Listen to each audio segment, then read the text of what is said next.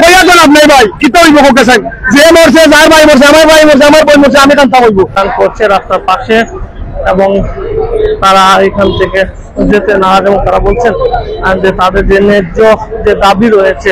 এই দাবিটি না মানা পর্যন্ত তারা এখান থেকে যাবে না বলে তারা জানাচ্ছেন। ও দলটা তারা মানে বন্ধ হয়েছে পুলিশ জানাইছে কারণ এটা আমাদের দালালে বড় ভাই আমার মা বাবু তোমার একটু যুক্তি দেখবা ওই যে বললো তারা হবিগঞ্জে না একটা স্টাফ আইলো না একটা ম্যানেজার কমিটি তারা কোনো নেতা কর্মীরা আইলো কেউ আইলো না কৃষি আমরা পুলিশ আমরা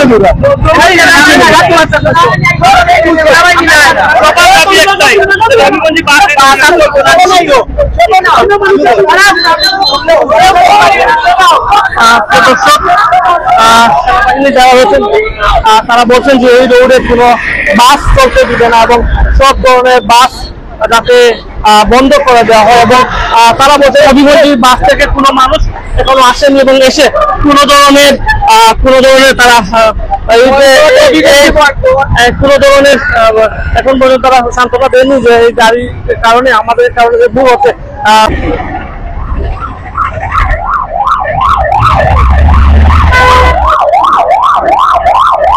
আমরা দেখতে পাচ্ছি যে বাসটি রয়েছে এই বাসের গ্লাসটা ভাঙচুর করা হয়েছে এবং দীর্ঘক্ষণ থেকে এটি প্রায় ঘন্টাখানিক থেকে এই রাস্তাটি মধ্যখানে বাসটি আজকে আন্দোলন চলছিল এবং একদম ঘন্টাখানিক পরে এখন তারা এসে সেনাবাহিনী এসে যারা আন্দোলন করছিল সবাইকে সরিয়ে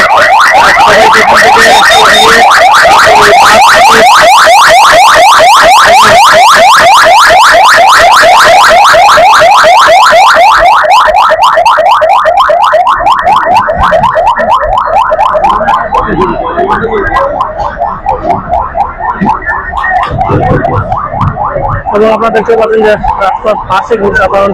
জনগণ এখনো অবস্থান করছেন এবং তারা বলছেন তাদের যে দাবি হবিগঞ্জ বাস এটি এই সড়কে চলতে দেওয়া যাবে না, এই তাদের যে দাবির মধ্যে তারা এখনো রয়েছে এবং তারা বলছেন যে হবিগঞ্জ বাস যাতে এই সড়কে না চলে, কেননা বিগত দিনেও দেখা গিয়েছে যে হবিগঞ্জ বাস তারা অনেকগুলা অ্যাক্সিডেন্ট করেছে এবং বেপরোয়াভাবে গাড়ি চালায় বলে সবাই জানাচ্ছেন এবং সবাই একই কথা বলছেন।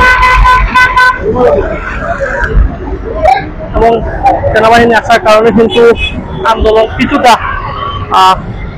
স্লো হয়েছে এবং এই যে হবিগঞ্জ বাস এটা ছিল সেই বাসকে তারা সুন্দর করে এবং এখান থেকে যাওয়ার জন্য পারবেন এবং তারা এই নিয়ে চলে গিয়েছে।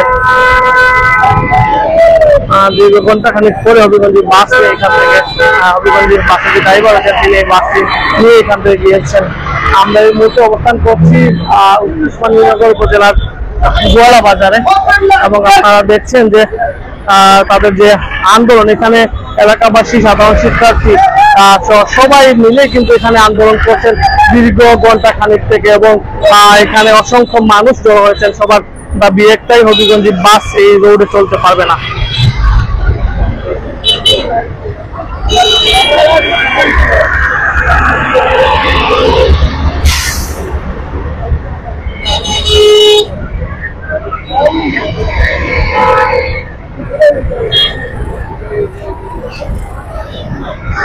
তাদের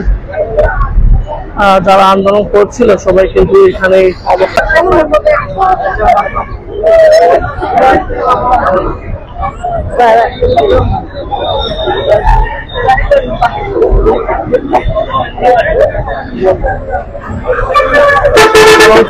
আপনারা দেখছেন সাধারণ মানুষ যারা এখানে অবস্থান করছেন তাদেরকে এখানে দাঁড়াতে দিচ্ছে না সেনাবাহিনী এবং তাদেরকে জোর করে এখান থেকে তাড়িয়ে দিচ্ছেন সেনাবাহিনীর সদস্যরা।